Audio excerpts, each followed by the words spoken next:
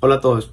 En el video de hoy desarrollaremos la temática del poder y sus funciones. Una de la separación de funciones entre los órganos del Estado lo constituye la existencia de jueces independientes que puedan, por una parte, ejercer control político sobre los gobernantes y, por otra parte, dirimir todos los conflictos que se suscitan entre los particulares y el Estado. Ahora, según el criterio orgánico, función judicial es la que realizan los órganos judiciales. Ahora, según el criterio formal, la función judicial puede definirse como la actividad estatal desarrollada mediante actos procesales denominados sentencia. Entonces, por función judicial puede entenderse como aquella que tiene como objeto decidir cuestiones jurídicas controvertidas mediante pronunciamientos que adquieren fuerza de verdad definitiva. Funcionamiento del Parlamento. El Parlamento ha logrado vencer obstáculos que se oponían a su funcionamiento independiente. En la actualidad, el funcionamiento del Parlamento en las democracias occidentales tienen características un tanto análogas. La iniciativa parlamentaria es el derecho de proponer proyectos de ley para que en el Parlamento puedan ser discutidos y votados. Asimismo, existe el derecho a proponer enmiendas o modificaciones a los textos propuestos. En los regímenes autocráticos, el derecho a la iniciativa está monopolizado y el derecho a la enmienda está restringido, para así el poder ejecutivo tuviera preponderancia en la institución parlamentaria. La teoría liberal abogó por un sistema en el que el gobierno y el parlamento tuvieran la iniciativa, y de hecho así es que se maneja en Colombia, donde las facultades legislativas del ejecutivo están en presentar por medio de un ministro los proyectos de ley para revisión en las cámaras, lo que se denomina facultad colegisladora del gobierno. En Colombia, después de la reforma constitucional de 1968, la iniciativa parlamentaria fue restringida por varias clases de leyes, que solo pueden tener origen en el gobierno, y entre ellas están la Ley Orgánica del Presupuesto Nacional, las que se fijan para el desarrollo económico y social, obras públicas, creación de ministerios, departamentos administrativos o establecimientos públicos, las normas de crédito público, el servicio de la deuda externa, el cambio internacional, entre otras. Hablar de los órganos internos del Parlamento.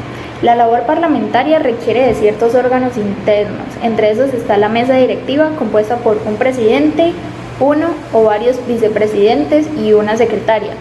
Cabe en ellos hacer cumplir el reglamento interno de cada respectiva cámara, vigilar el orden interno de las sesiones, designar funcionarios o empleados internos, entre otros. La Cámara divide su trabajo en comisiones. Estas comisiones pueden ser permanentes o transitorias.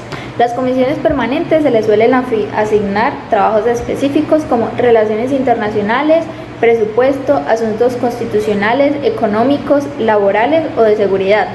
Estas comisiones están integradas por parlamentarios según su experiencia en el tema que se trate. La labor principal de las comisiones permanentes consiste en dar el primer debate de los proyectos de ley presentados a la respectiva Cámara y rendir ponencia ante ellos. Las labores de las comisiones transitorias figuran más en representar protocolariamente la respectiva Cámara en eventos nacionales o internacionales. También existen comisiones accidentales para ciertos casos, entre los que figuran las comisiones investigadoras.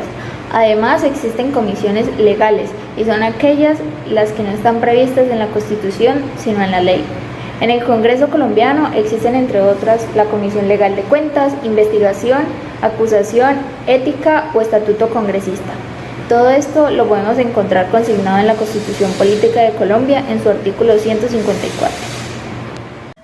Secciones parlamentarias. Se le llama secciones parlamentarias al periodo el cual se reúne el Congreso. En Colombia, las sesiones ordinarias se dividen en dos periodos. La primera, que comprende el 20 de julio al 16 de diciembre. El segundo periodo, que comprende del 16 de marzo y el 30 de junio. Esto está estipulado en el artículo 130 de la Constitución Política.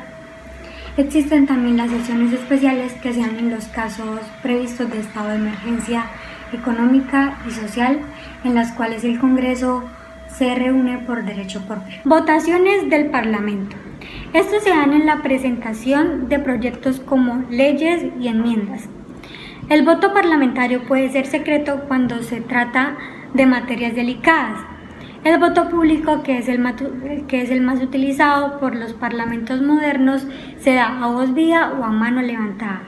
También se utiliza el voto por balotas, depositando estas en una urna de cristal, donde las balotas negras son negativas y las balotas blancas son afirmativas.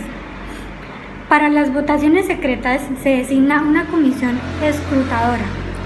Tienen como responsabilidad la oficialización de los resultados electorales y la declaratoria de las elecciones.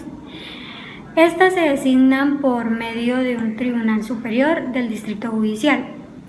Y para las votaciones públicas es directamente por la Secretaría de Corporación.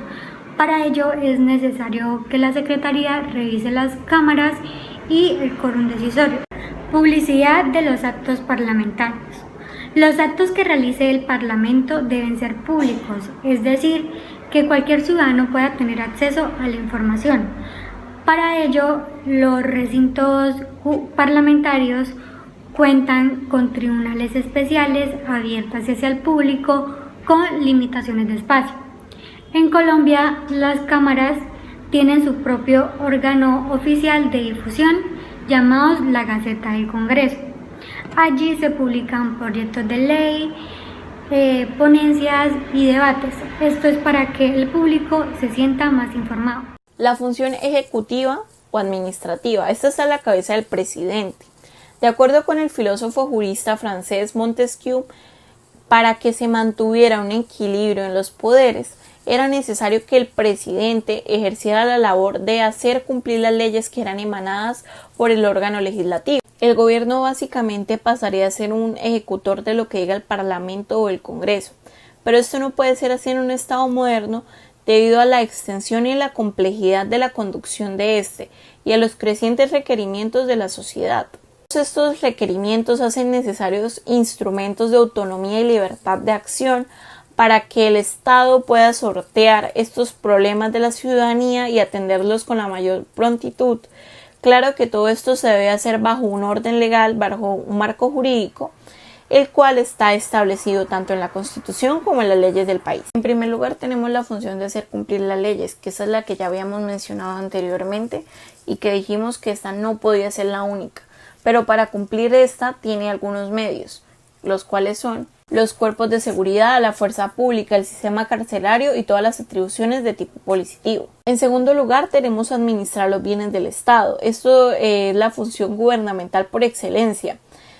Básicamente requiere cumplir a cabalidad la recaudación de impuestos para realizar obras públicas que beneficien al pueblo. Esto es estar en constante vigilancia de organismos como lo pueden ser la Contraloría. En tercer lugar, tenemos la de ejercer la alta dirección política estatal. Esto se hace mediante los programas de gobierno, los cuales trazan rumbos y metas a los cuales se pretende llegar a lo largo del gobierno. Estos planes deben ser coherentes y en ellos se debe asumir también el control de los órganos gubernamentales. En cuarto lugar, tiene la función de orientar la política internacional, de dirigir las relaciones exteriores. Es por esto que cuenta con los agentes diplomáticos y otros instrumentos políticos y técnicos. Quinto, planificar la economía es de las funciones más importantes que tiene el Estado moderno. Esta se le otorga porque cuenta con los elementos de juicio y los instrumentos para elaborar los planes de desarrollo económico y social. Estos se pueden llevar a cabo por el Ejecutivo después de ser aprobados por el Parlamento. Preservar el orden público, siendo esta una de las funciones más delicadas y trascendentes que se le ha otorgado al Poder Ejecutivo. Mantiene el orden público y lo restablece si ha sido turbado. Es por esto que cuenta con la titularidad de la Fuerza Armada, de la Policía y el control de los cuerpos de seguridad. Y, dada la circunstancia, en momentos de crisis, el poder constitucional o legal le otorga más poder. Séptimo, defender la integridad territorial. Cuando la integridad y la soberanía de un Estado se vea perturbada, ya sea por un agente interno o externo, le corresponde al Gobierno Nacional su defensa. Es por eso que la Constitución le otorga al jefe de Estado la calidad de comandante de las Fuerzas Armadas, divididas en marítima, aérea y terrestre, y con la obligación de prestar servicio militar cuando la situación lo amerite. Y en caso de guerra exterior, también le corresponde al Ejecutivo su manejo.